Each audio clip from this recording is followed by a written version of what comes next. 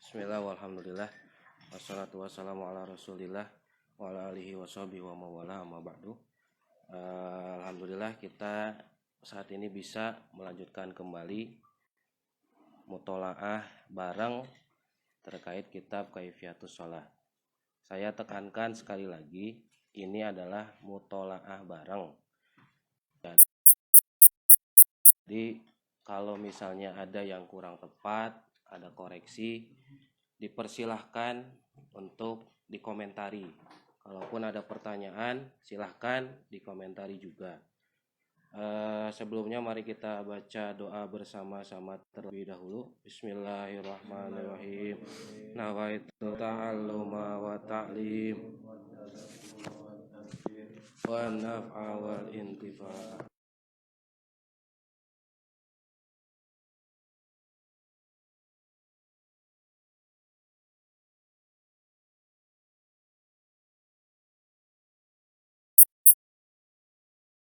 Salatihi wa sawabihi wa qurbi ila hadrati Nabi Mustafa Rasulullah sallallahu alaihi wasallam.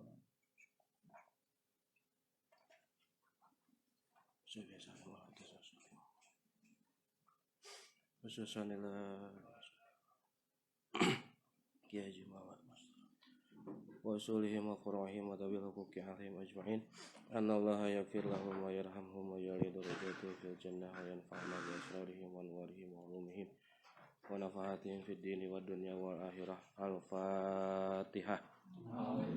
A'udzu billahi minasyaitonir rajim. Bismillahirrahmanirrahim. Alhamdulillahi rabbil alamin arrahmanir rahim maliki yaumiddin. Iyyaka na'budu wa iyyaka nasta'in ihdinas siratal mustaqim. Shiratal ladzina an'amta 'alaihim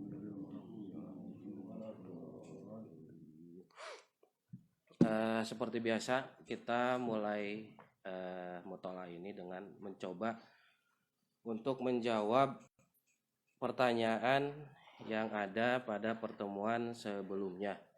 Yang pertama itu dari Agi Nugraha. Sebenarnya ini terkait tentang takbiratul ihram. Dia bertanya, di rumahnya itu imam bertakbir itu kafnya itu ada kedenger C-nya. Jadi mungkin maksudnya gini, Allahu Akbar gitu ya. Ya sebenarnya kalau menurut saya itu kan terkait dengan makhorijul huruf. Dan kalau kaf itu ya mungkin nanti bisa ditanya lagi ke guru tajwidnya gitu ya. Kalau kaf itu emang seperti itu bacaannya. Jadi Allahu Akbar. Tapi kalau misalnya memang niatnya untuk membaca kaf itu tidak menggugurkan syarat-syarat membaca takbir. Jadi tetap tidak apa-apa, nggak apa-apa gitu ya. Terus yang kedua ada pertanyaan dari Wajidimuna.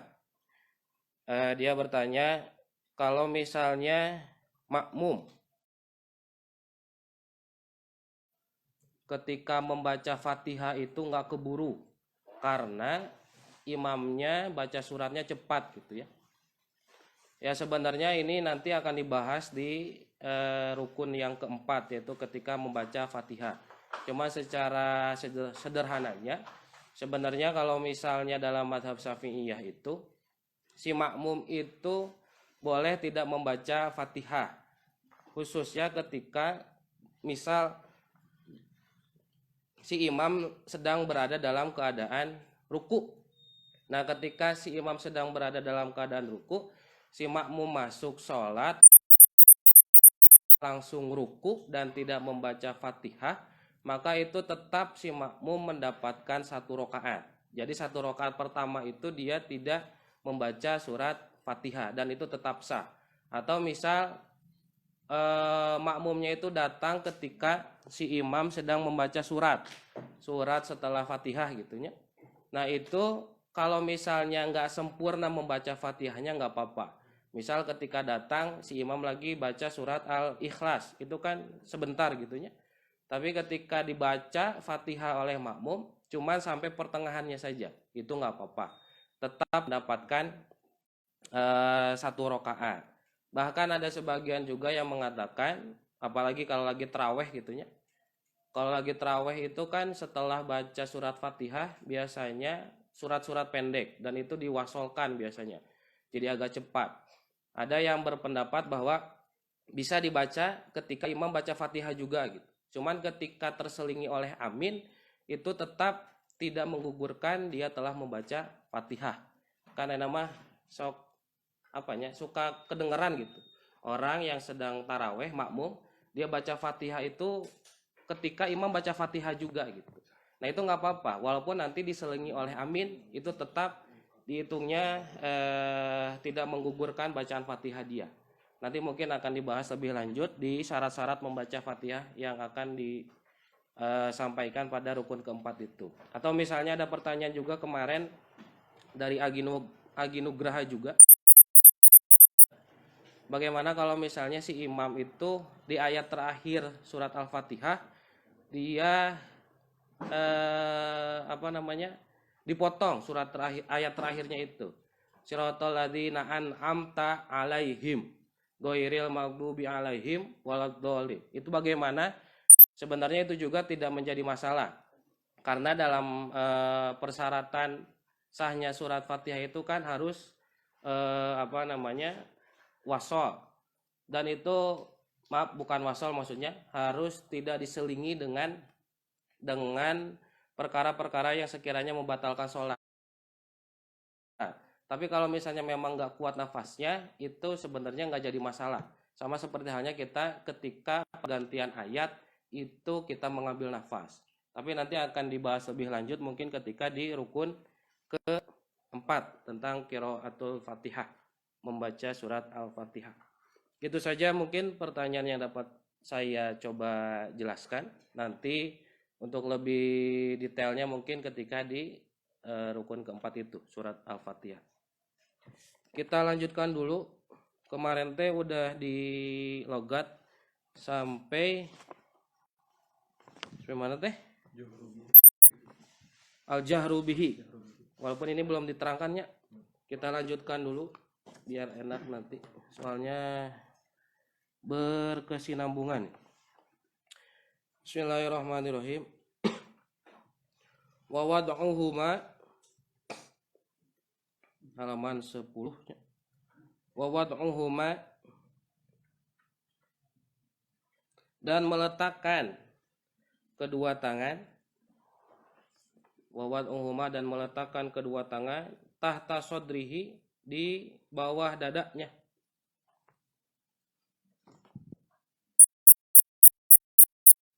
Di bawah dadanya wa fauqa surratihi dan di atas pusarnya.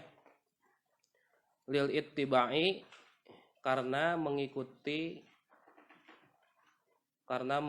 Nabi, mengikuti praktek Nabi. Akhidan yaitu dengan memegangkan. Akhidan dengan memegangkan biyaminihi dengan tangan kanannya. Ku'a yasarihi pada pergelangan tangan kirinya. Intaha Fathul Mu'in. Summa kemudian yada'u meletakkan orang yang sholat al-yada ini kepada dua tangannya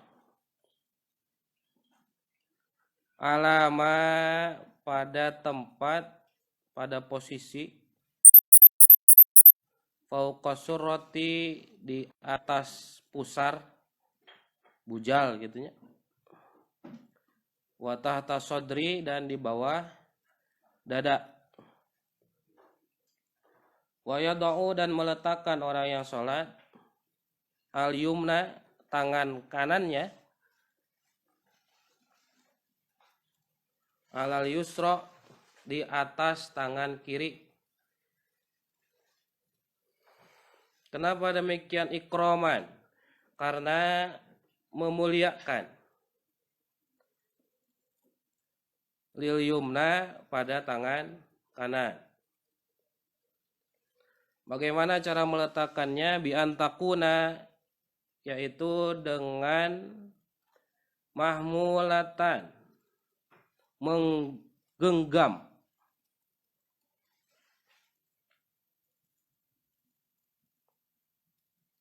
Wa yunsyira dan menjulurkan. Wa yunsyira dan menjulurkan al musabbihata kepada jari telunjuk, wal wusta dan jari tengah, minal yumna dari tangan kanan. Ditanya telunjuk dan jari tengah. Ala tulis sa'idi sepanjang hasta, maksudnya teh sanaon ya, sapanjangna gitu, saukuran curugna gitu. Waya kebido dan mengepalkan, bil ibhami ibu jarinya, walhin siri dan jari manisnya, walbin siri dan jari kelingkingnya. Jadi kitanya dua. Ala ku'il yusra pada pergelangan tangan kiri. Ala ku'il yusra pada pergelangan tangan kiri. Intaha Ihya Ulumuddin. Qauluhu tahta sadrihi wa fawqa surratihi, yaitu ma'ilan dengan condong ila jihati yasarihi ke sebelah kiri orang yang sholat. Li'annal qalba karena sesungguhnya hati fiha ada di sisi tersebut. Nah dia tanya. Intaha i'anatu talibin. Idza faragha apabila selesai orang yang sholat. Minat takbiri dari takbiratul ihram. Minat takbiri dari takbiratul ihram. Wa yursiluha dan melepaskan kedua tangannya. Wa yursiluha dan melepaskan dua tangannya. Irsalan dengan melepaskan khafifan rokikon. Khafifan teh lelaunan gitunya. Lelaunan rokikon pelan-pelan. Wa yastanifu dan memulai orang yang sholat. Wa yastanifu dan memulai orang yang sholat. Wad al yumna pada meletakkan tangan kanan.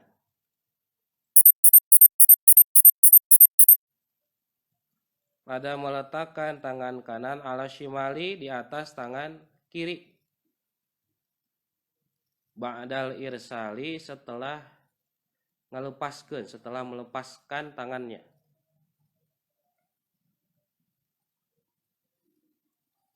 Waradduhuma dan membalikan tangan, ngabalikeun gitunya, mengembalikan tangan, mengembalikan kedua tangan. Dan mengembalikan kedua tangan minarofi dari mengangkat ila tahti sodri ke posisi di bawah dada. Aula itu lebih baik atau lebih utama. Min irsalihima daripada melepaskan kedua tangan. Min irsalihima daripada melepaskan kedua tangan bil kulliyah dengan seluruhnya. Sumasti'nafu kemudian memulai. Sumasti'nafu kemudian memulai raf'ihima mengangkat dua tangannya ila tahti sodri, pada posisi di bawah dada.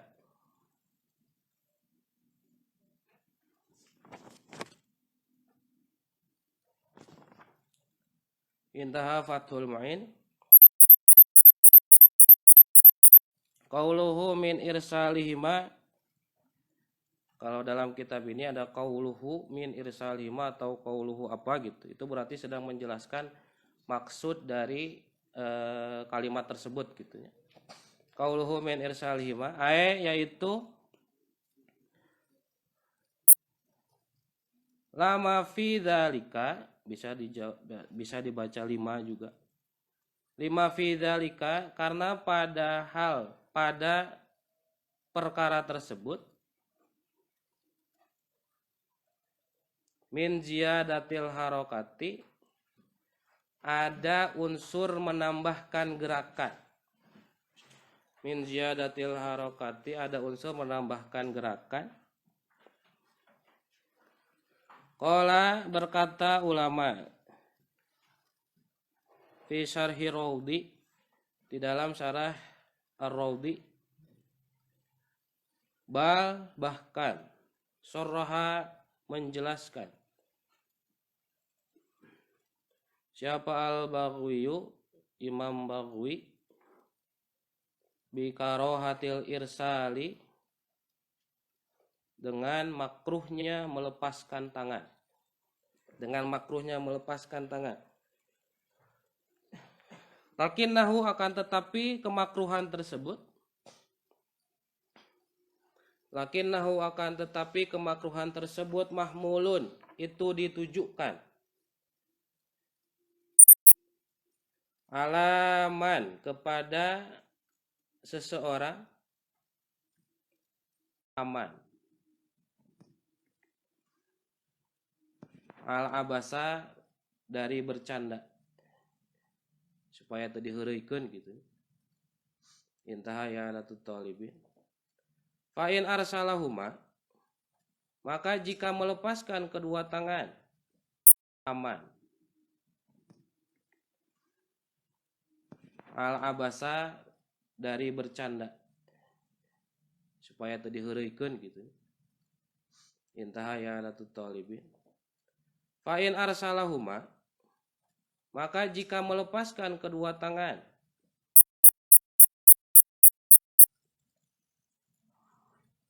walam ya'bas, dan tidak dimainkan, tidak dipermainkan, fala ba'sa, maka tidak apa-apa.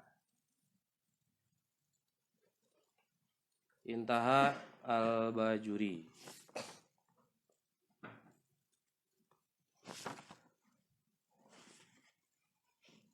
Bismillahirrahmanirrahim. Kita lanjutkan penjelasan dari pertemuan sebelumnya. Jadi tentang masalah mengangkat tangan, seperti yang sudah disampaikan sebelumnya, mengangkat tangan itu hukumnya sunnah. Jadi ketika tidak mengangkat tangan pun tidak membatalkan terhadap kesahan sholat. Tapi gini, dari kemarin kan kita membahas tentang hukum-hukum yang ada di dalam sholat. Ieu nu sunnah, ieu nu wajib, ieu nu dianjurkan, ini yang hayat, ini yang abad, ini yang fardu dan sebagainya. Jadi saya jangan sampai gitu. Setelah mempelajari kitab ini, kita seakan-akan meremehkan sholat. Ya kan jika kemari, seperti kemarin, ada orang sholat dia takbirnya nggak diangkat tangan. Ya itu kan sebenarnya sah. Cuman jangan sampai malah yo barudak Kang Paid beres ieu teh ka masjid sholatnya teh diangkat tangannya. Jangan sampai seperti itu juga gitu. Jadi kalau yang saya pahami gini, dalam syariat Islam itu ada tatbik, ada tahkim. Ayat tahkim, ayat tatbik. Nu ngaranna tahkim, yang namanya tahkim itu mengeluarkan hukum-hukum syariatnya. Jadi misal dalam sholat itu kita mengetahui iya hukumna naon, yang wajib yang mana, yang sunnah yang mana. Itu namanya tahkim. Jadi setelah melewati fase tahkim, itu nanti ada tatbik. Tatbik teh cara menerapkannya.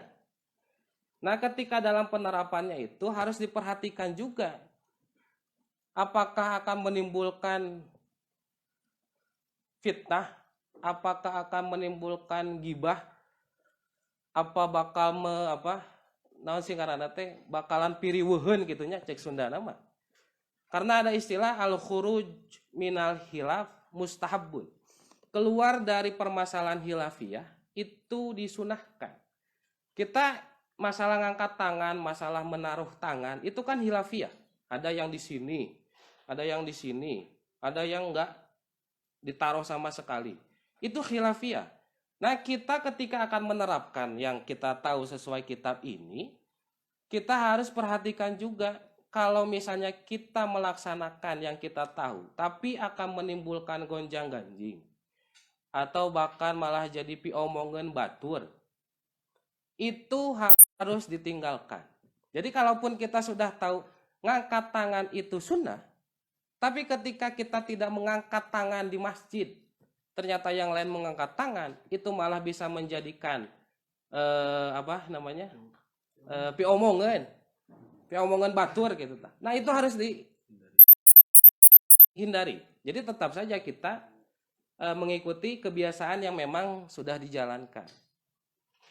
Jadi poin pentingnya itu ketika kita mengetahui hal-hal yang seperti ini, masalah wajib sholat, masalah sunnah sholat, agar kita nanti tidak mudah menghukumi sholat seseorang.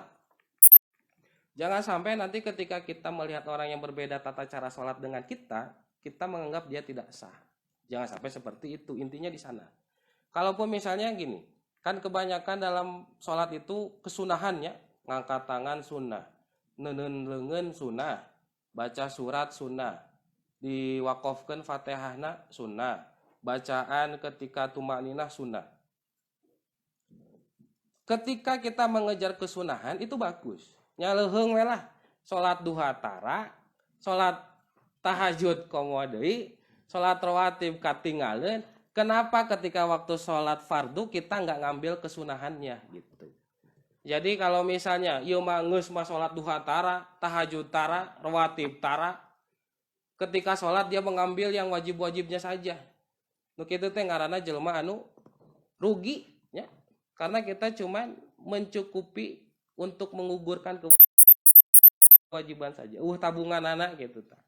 Nah makanya saya berharap setelah kita mempelajari ini bukan berarti kita petatang petenteng di masjid, takbir, baca Allahu Akbar. Itu kan sunnah.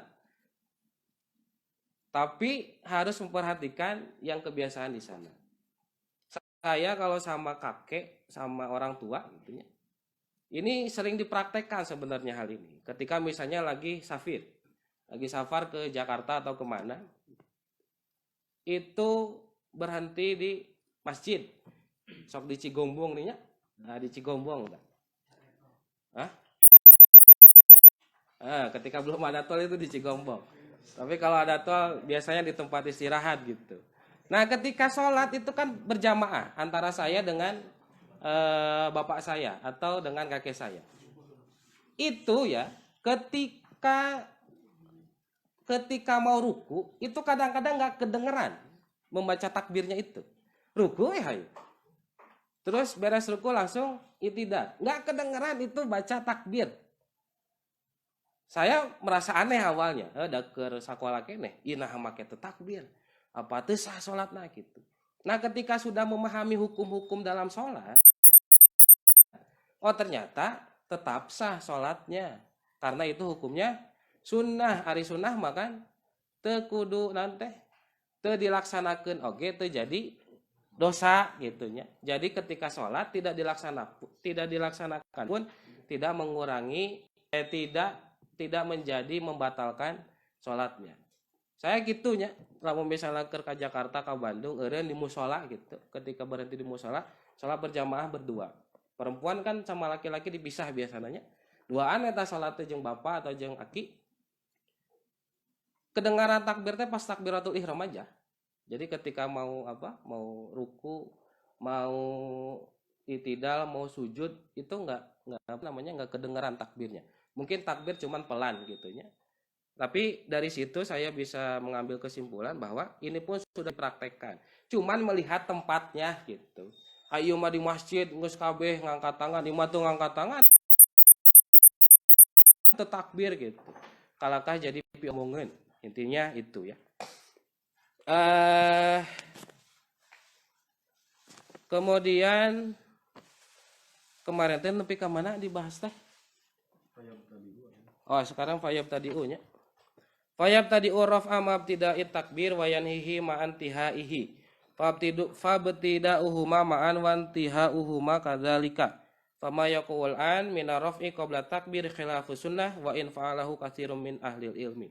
Nah, jadi ketika mengangkat tangan itu harus bareng dengan mengucapkan takbir. Jadi orang maca A eta kakarak ngangkat leungeunna kitunya. Hese itu. Taginya. Kelihatan? Ketika kita baca A itu tangan baru bergerak dari bawah ke atas.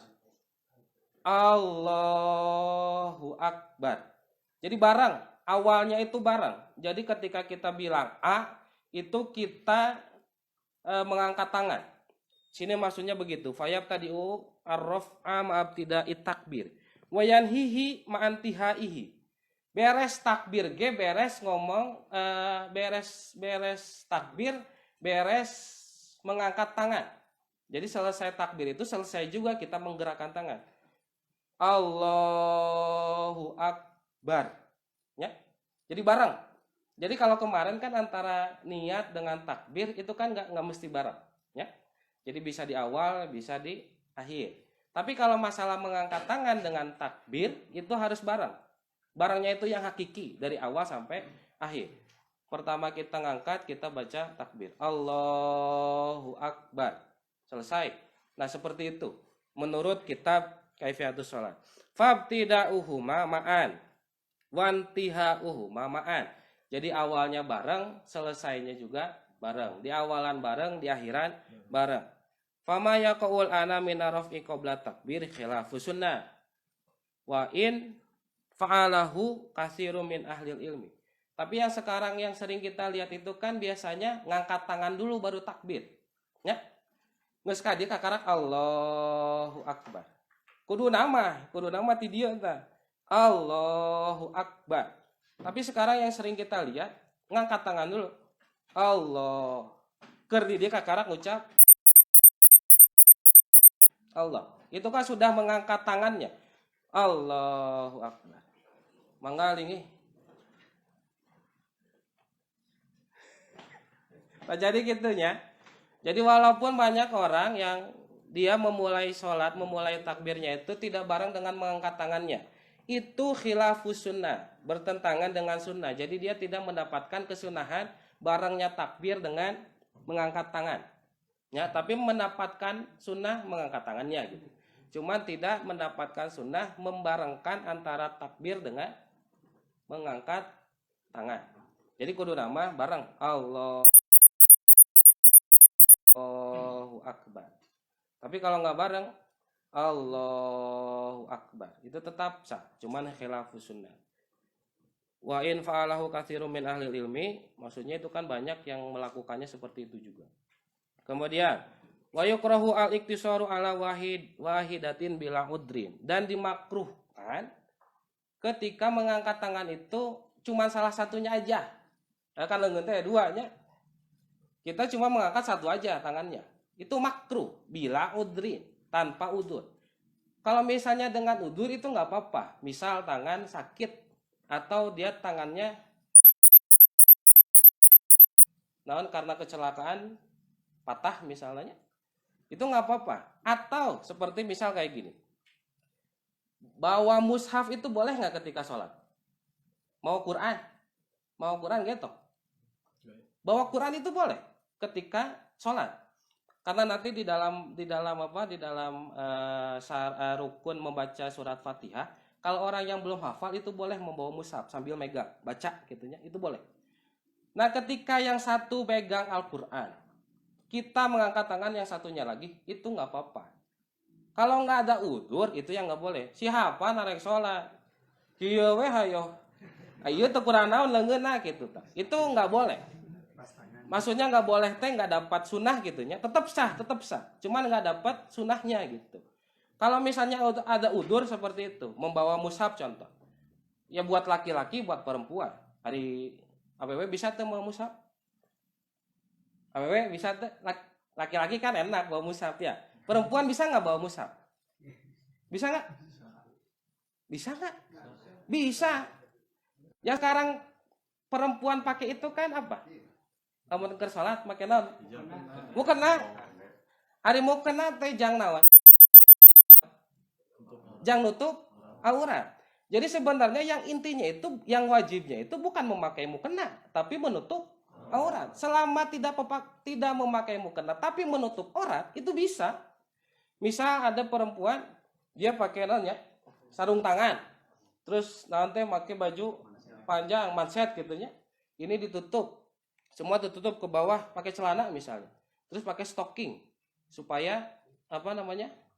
Kakinya enggak kebuka. Itu sah salatnya. Karena sudah menutup aurat. Jadi lain wajib pakai mukena lain.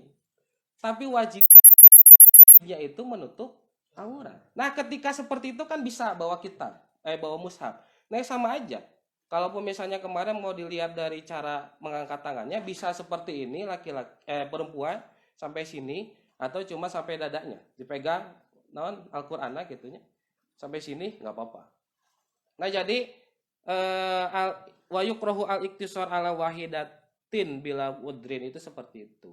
Jadi ketika ada udzur mengangkat salah satu tangan saja nggak apa-apa ya. Kalau misalnya nggak ada udzur baru itu ya nggak boleh. Dimakruhkan gitu ya, dimakruhkan. Diteruskan qala al-Bukhari rawa arraf asabata asyara sahabian. Nah, ini masalah validasi gitu ya. Validitas kita itu mengangkat tangan. Jadi dalam syariat Islam itu validasi sebuah hukum itu bisa ke Al-Qur'an, bisa ke sunnah. Nah, ini dari sunnah dan ternyata banyak sahabat yang meriwayatkan tentang mengangkat tangan itu. Dan ini disebutkan ada 17 sahabat dan tidak ada yang menyalahinya gitu. Maksudnya kayak gini. Ada sebagian sahabat yang menganggap Nabi mengangkat tangan. Ada yang meriwayatkan juga tidak mengangkat tangan. Nah, tidak seperti itu. Semua sahabat meriwayatkan bahwa Nabi mengangkat tangan. Kemudian wa hikmatu raf'il yadaini al-isyaratu ila tarhima siwahu ta'ala wal iqbalu dan seterusnya. Jadi di sini tentang hikmah dari mengangkat tangan. Di sini disebutkan salah satunya adalah untuk melenyapkan perkara selain dari Allah, digubahkeun gitunya. Namun aya nyamuk kan kieu nya, sok kieu nya. Nah, sarua gitu. Selain untuk menghilangkan, melenyapkan sesuatu perkara selain dari Allah. Selain itu untuk menghadirkan diri kita sepenuhnya dalam melaksanakan sholat. Awil isyaratu ila rafil hijab, atau isyarat untuk menghilangkan hijab antara kita dengan Allah. Namun arek hordeng kan dikitukeun nya. Jadi kumahakeun lah gitu. Nah, itu namanya isyarat untuk menghilangkan, untuk mengangkat hijab. Wakilah hikmatu ayyarahul asom. Dan hikmahnya juga dengan mengangkat tangan itu memberitahukan kepada orang yang tuli. Jadi kita mengangkat tangan teh yang tuli itu bisa lihat kita sudah masuk sholat gitu. Atau dengan mengeraskan suara takbir itu orang yang buta bisa mengetahui kita sudah masuk sholat. Jadi kalau gini isyarat buat yang tuli, kalau dengan mengeraskan takbir itu adalah isyarat untuk memberitahu orang yang buta. Nah, makanya kalau ari teu buta mah gitunya, terbuta semuanya badannya baik-baik saja gitu. Kadang-kadang ya gitu seperti yang tadi saya praktekkan gitu, dipraktekkan sama orang tua sama kakek. Ya takbir asal kelihatan ya nggak usah kencang-kencang gitu. Woi kan ayeuna mah tiluan di masjid. Eta tarikna ngomong gitu tah. Allahu Akbar. Padahal yang lain ya sedang sholat juga. Ini 3 orang berjamaah, takbirnya keras gitu. Ya sebenarnya nggak usah seperti itu juga. Karena kalaupun misalnya jadi mengganggu orang lain, ya malah jadi tidak baik gitu ya. Jadi senanya sekedarnya aja gitu. Kalaupun misalnya nggak perlu pakai nggak pakai suara yang kencang tapi kelihatan dan di ditangkap oleh si makmum itu yang nggak usah kencang-kencang gitu ya. Kemudian wawad'uhu ma tahta sadrihi wa fawqa surratihi lil ittiba'i akhidan biyaminihi. Nah, ketika nanti itu sambungannya ke sini sebenarnya ke irsal. Ketika sudah takbir, sudah mengangkat tangan, itu ditempatkan di sini ya. Ilama wawad'uhu ma tahta sadrihi wa fawqa surratihi. Di sini di bawah dada dan di atas pusar. Tong dihanapkeun bujal, tong kieu gitu tah. Atau di atas dada. Gini, ada ya yang begini ya? Ada. Saya maksudnya gini. Ini tuh khilafiyah. Ada yang seperti ini ya nggak apa-apa. Ya. Cuman kita sesuai dengan kitab ini pakainya yang di sini. Yang di antara dada dan pusar. Tapi gini. Ini kan sunnahnya, sunnah. Kabeh teh sunnah bukan apa. Mana ngagerakeun tangan teh sunnah kabeh. Asalnya itu sholat nggak pakai mengangkat tangan. Gini, ya. Sunnah pertama mengangkat tangan.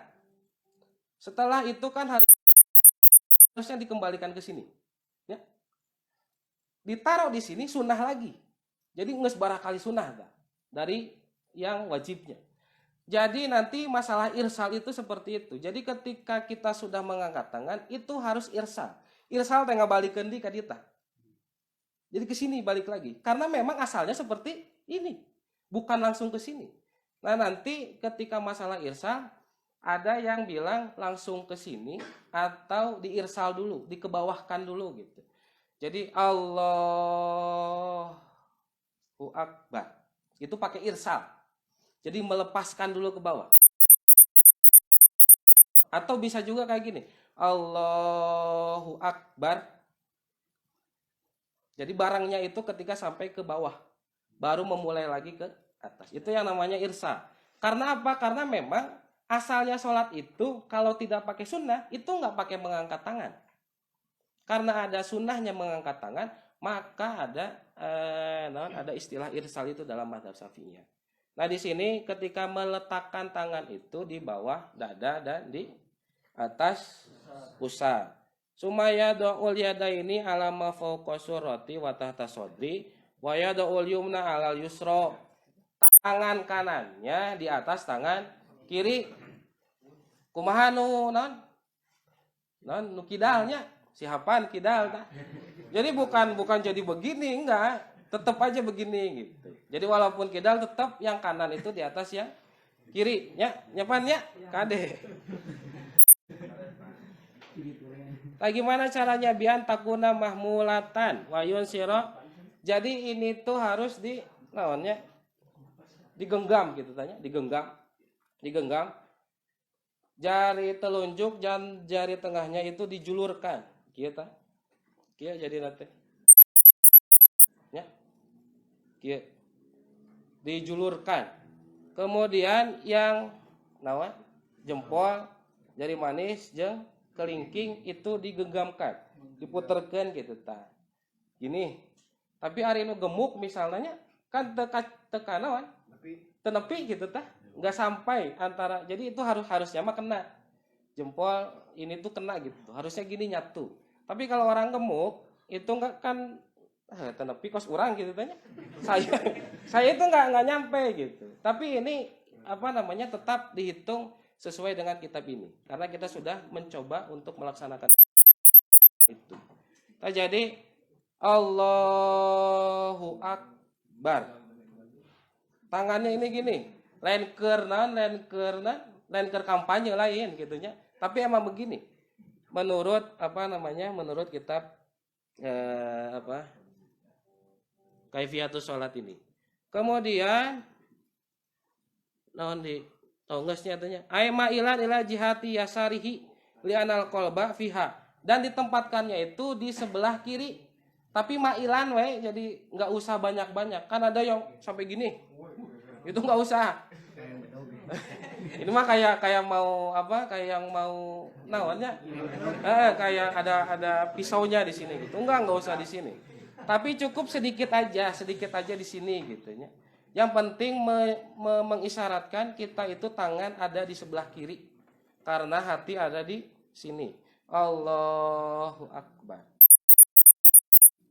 Ada yang di tengah ada. Anu di belah dia mah asa jarang gitu ya.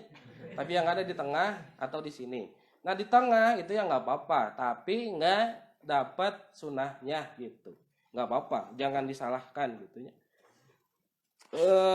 Kemudian tadi idza faragha minat takbir wa yursiluha irsalan khafifan raqiqan wa yasta'nifu wal yumna ala shimal ba'dal irsal. Seperti yang tadi disampaikan. Jadi irsal itu mengembalikan tangan ke posisi semula. Awalnya itu kita takbir kan begini. Ada sunnah mengangkat tangan ya kita angkat tangan. Setelah melakukan sunnah itu harusnya balik lagi ke sini. Ya. Nah itu yang namanya irsal. Nah di sini menurut kitab ini waradduhuma minar raf'i ila tahti sodri aula min irsalihima bil kulliyah. Jadi langsung nitaro ke sini itu yang lebih utama daripada melepaskan dulu tangan ke bawah. Allahu Akbar. Atau Allahu Akbar. Yang utama seperti ini. Allahu Akbar. Jadi langsung dikesinihkan. Tadi kahanapkeun heula kitu nya. Artinya jadi ya nggak siap gerak lah. Atau bisa ada yang begini, Allah, muternya, itu nggak apa-apa. Itu teh kalau yang saya tahu, jadi yang kanan itu harus didahulukan. Jadi dahulukan ketika akan ke sini, baru diputarkan lagi, balik ke sini. Tapi itu selama aman dari, naonnya, teu diheureuikeun, jangan disengajakan gitu. Itu nggak boleh kalau niatnya mempermainkan gitu. Cukup sekali aja Allah. Karena isyarat tangan kanan itu didahulukan gitunya. Jadi banyak isyarat tentang sholat itu ya seperti itu. Jadi isyarat untuk menghilangkan hijab, mendahulukan yang kanan.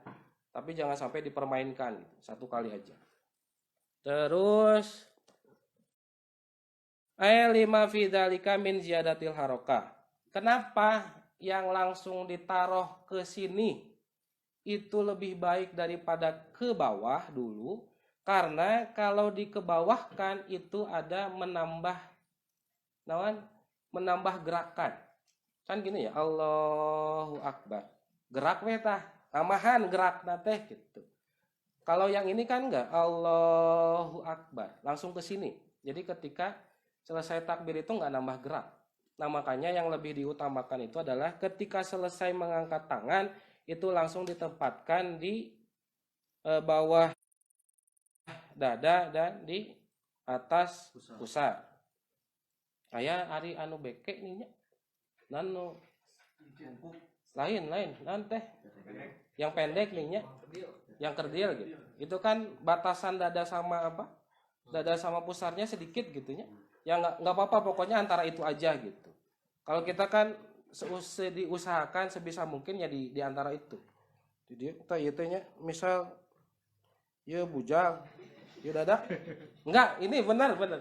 Ini pusar, ini dada. Nah di sini gitu. Ya. Jadi di antara itu gitu.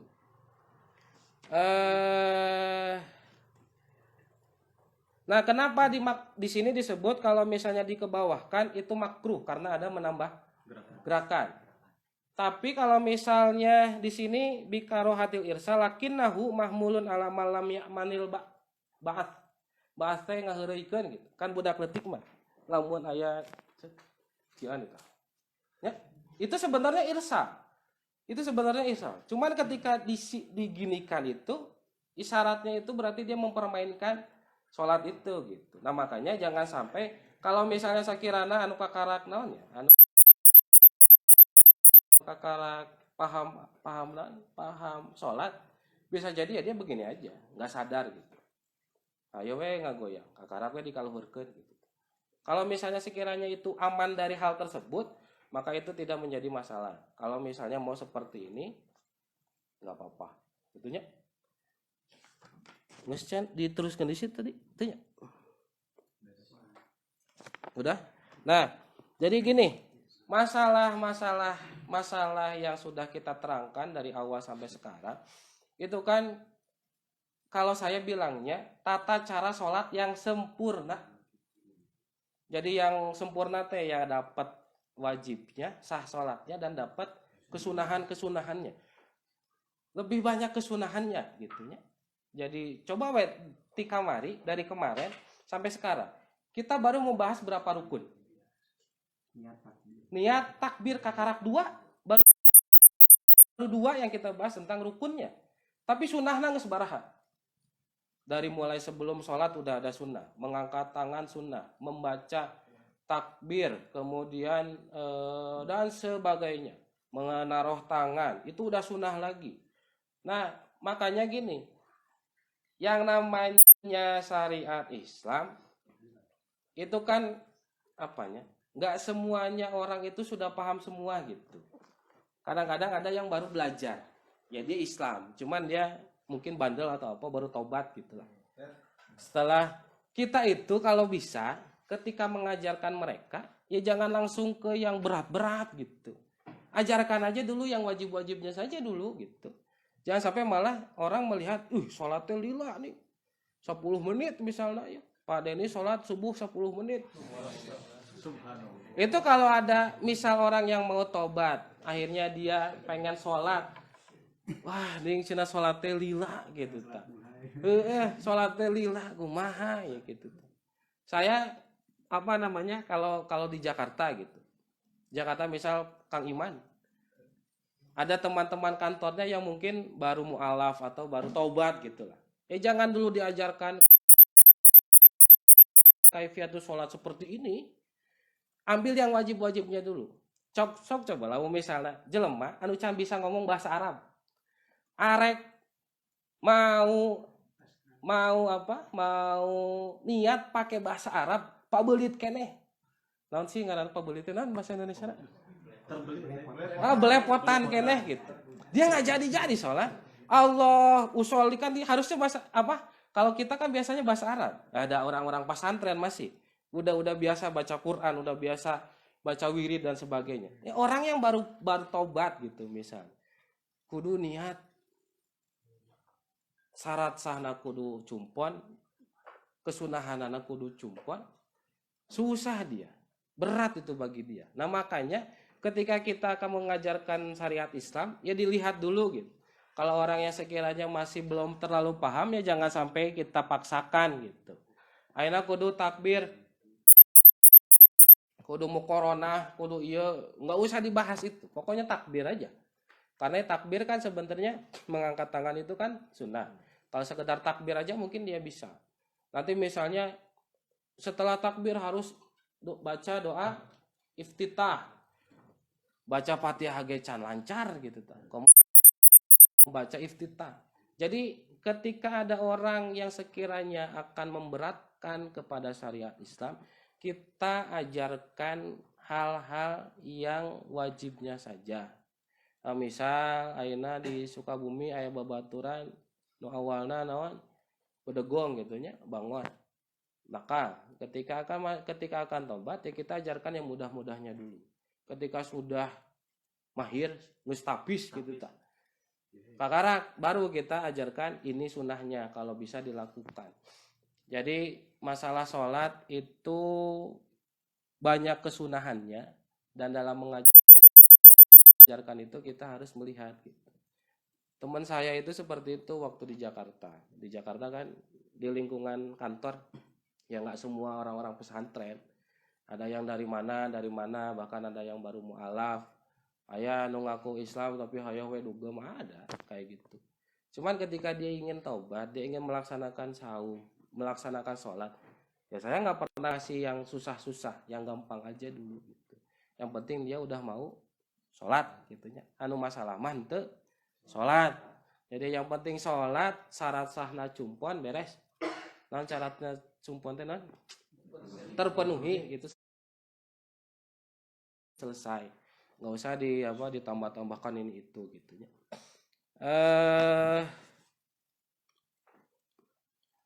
Mungkin itu aja untuk pertemuan pada malam hari ini. Kita lanjutkan ke pertemuan selanjutnya di teh tadi ke mana teh? Ya, qauluhu tahta sodri nanti akan dilanjutkan pada pertemuan berikutnya. Kalau ada yang bertanya dipersilahkan anu di dionya sok tukuran naon. Kemudian kalau yang di rumah silahkan dikomentari, nanti mudah-mudahan bisa dijawab di pertemuan berikutnya.